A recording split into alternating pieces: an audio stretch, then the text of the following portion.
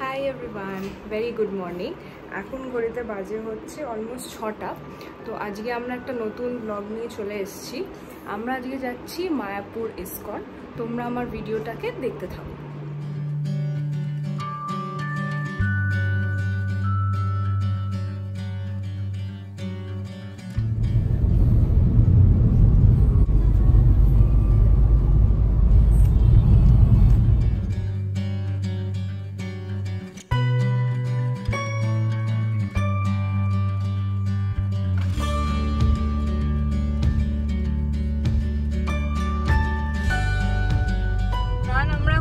রাস্তা দিয়ে যাচ্ছি আজকে একটা নতুন সকাল। আমরা এখন তো সবাই জানো নিশ্চয়ই মায়াপুর যাচ্ছি। তো এবারে আমরা যেটা করছি, আমরা NH12টাকে নেব। তো আমরা through airport Barasat and then যেটা নতুনভাবে হয়েছে NH12 ওই রুটটা ধরবো। তোমরা সঙ্গে থেকো, আমরা দেখাবো যে কোন রুটটা দিয়ে আমরা যাচ্ছি বা রাস্তার কন্ডিশন কেমন। আশা করি তোমরা সব কিছুর আপডেট এই ভিডিও থেকেই পাবে।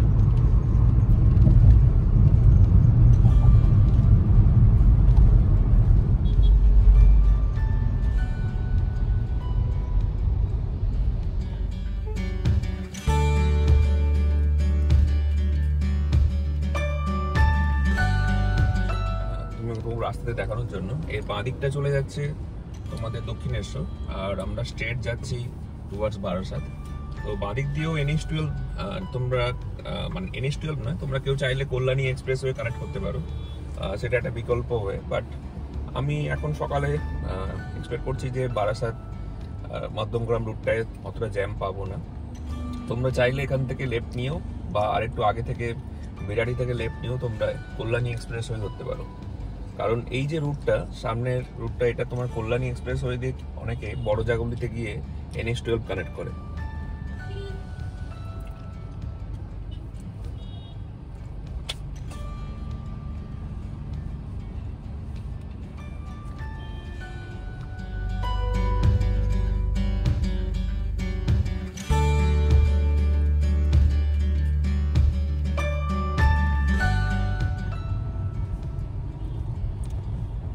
আমরা বাঁ দিকের রাস্তাটা নিচ্ছি, ডান দিকের রাস্তা যদি আমরা নিই তাহলে আমরা বনগাঁ রুটটা পাবো।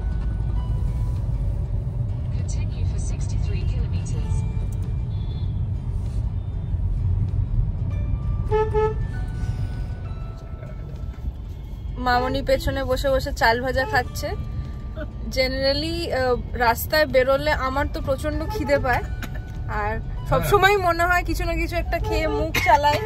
তো রাস্তা থেকে আমরা অনেক কিছুই, কালকে আমরা অনেক কিছুই টুকটাক কিনে রেখেছিলাম রাস্তার জন্য, কেক, চাল ভাজা, এটা ওটা সেটা। তো মামনি মোটামুটি খুলে খুলে প্যাকেটগুলো দিচ্ছে আমাদের সামনের দিকে, আর আমরা খাচ্ছি, দিয়ে আবার পাস অন করছি।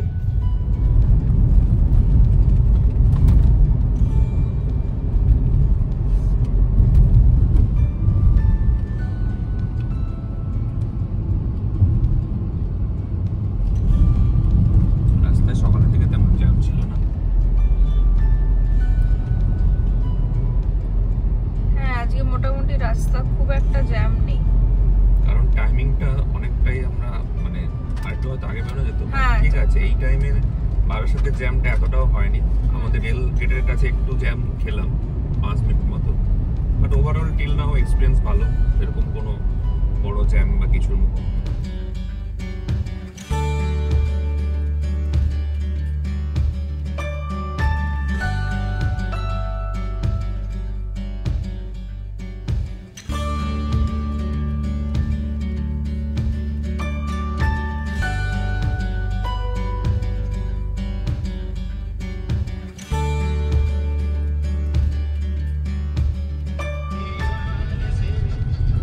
এই জায়গা থেকে আমরা ওভারঅল ইয়েতে উঠে গেলাম,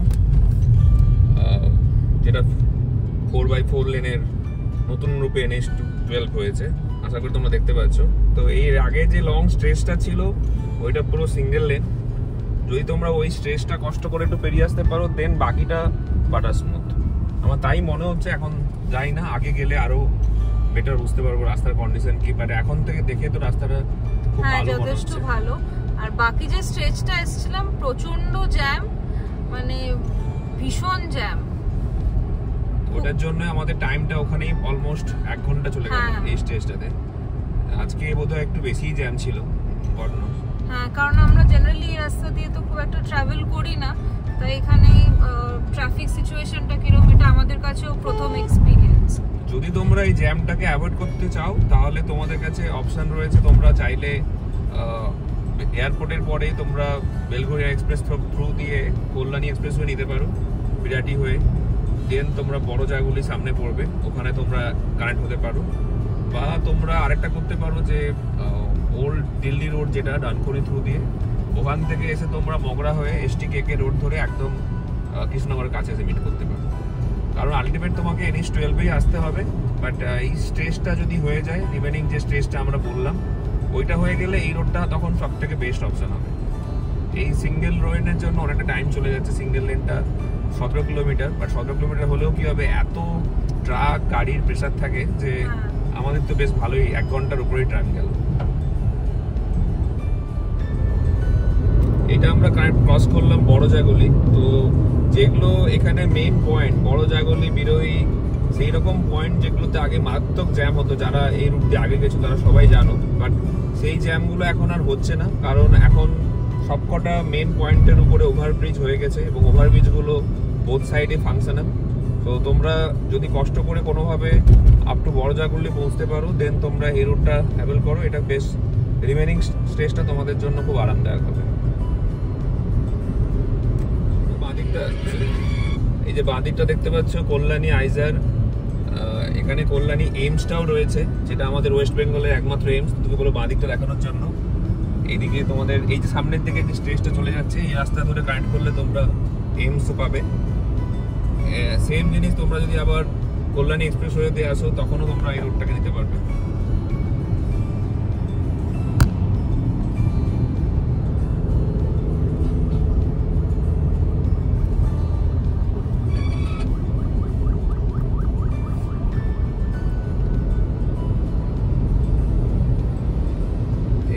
হয়ে যাওয়ার পর নর্থ বেঙ্গলের দিকে যাওয়া বাসগুলোর আশা করি এখন টাইমও অনেক কম লাগছে, কারণ ম্যাক্সিমাম তোমরা জানো বাসগুলো এই রুটটাই অ্যাভেল করে। আগে সেই খুব খারাপ রাস্তার মধ্য দিয়ে যেভাবে যেত, এখন তো অনেক বেটার সিচুয়েশন।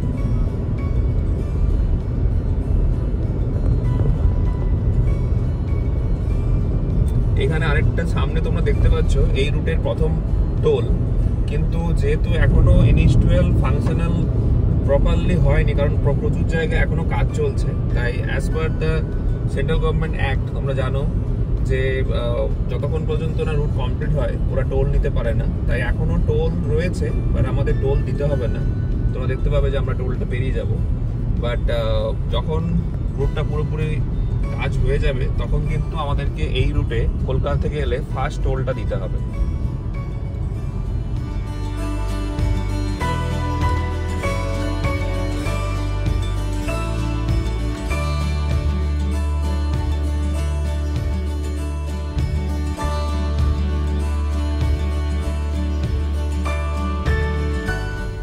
সেই টোল যেটা আমরা এখনো বললাম তোমাদের একটু আগে, আমরা এখন বেরিয়ে যাচ্ছি, কোনো টোল এখনো শুরু হয়নি। বাট এটা যখন রোডটা কমপ্লিট হয়ে যাবে তখন কিন্তু আমাদেরকে এখানে টোল দিতে হবে, এবং এটা হবে কলকাতা থেকে আসা ফার্স্ট টোল। যাক, আমরা টোল দিতে সবাই চাই, বাট রোডটা ভালো হোক, তাহলে টোল দিয়েও আমাদের টাইম অনেক আমরা সেভ করে অনেক তাড়াতাড়ি পৌঁছে যেতে পারি। আর এখানে তোমরা বাঁদিকটা দেখো, এটা হচ্ছে ফ্লিপকার্টের যে বড় হাবটা রয়েছে, যেখানে সমস্ত কলকাতার লজিস্টিক্স গুলো সব মেইনটেইন হয় এখানে। হ্যাঁ, তো সেটা সবথেকে বড় হাবটা এটাই। তো আশা করি তোমরা দেখে বুঝতে পারছো। তোমরা দেখতে পাচ্ছ প্রত্যেকটা মেইন পয়েন্ট যেখানে আগে খুব জ্যাম হতো, প্রত্যেকটার উপরেই কিন্তু এখন ওভারব্রিজ হয়ে গেছে। NHAI এর রেকমেন্ডেশন অনুযায়ী তোমরা এই রুটে কিন্তু আপ টু 100 কিমি/আওয়ার ট্রাভেল করতে পারো। তো এখনো তো স্পিড রেস্ট্রিকশন এটাই রয়েছে, যাই না পরে হয়তো এটা আপডেট হতে পারে বা চেঞ্জ হতে পারে।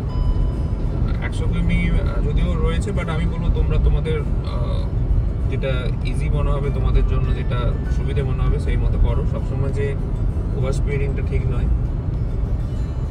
নিজেদের সিচুয়েশন বুঝেই ট্রাফিক করো।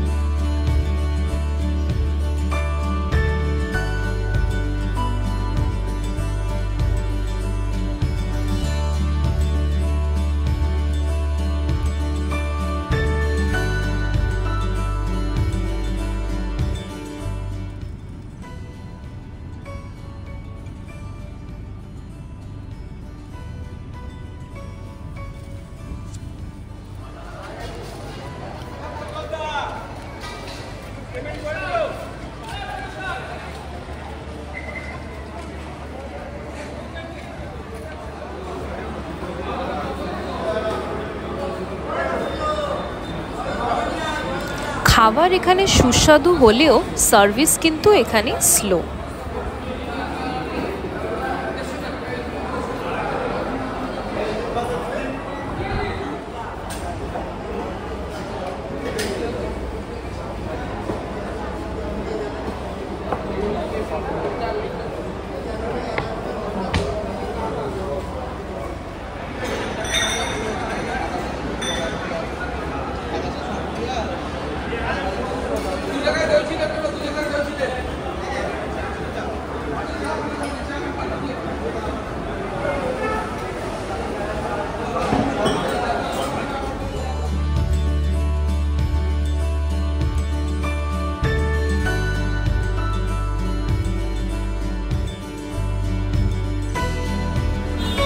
ওয়াশরুমটা অত্যন্ত পরিষ্কার, আর লেডিস ওয়াশরুমে ইন্ডিয়ান অ্যান্ড ওয়েস্টার্ন দুটোরই সুবিধা আছে।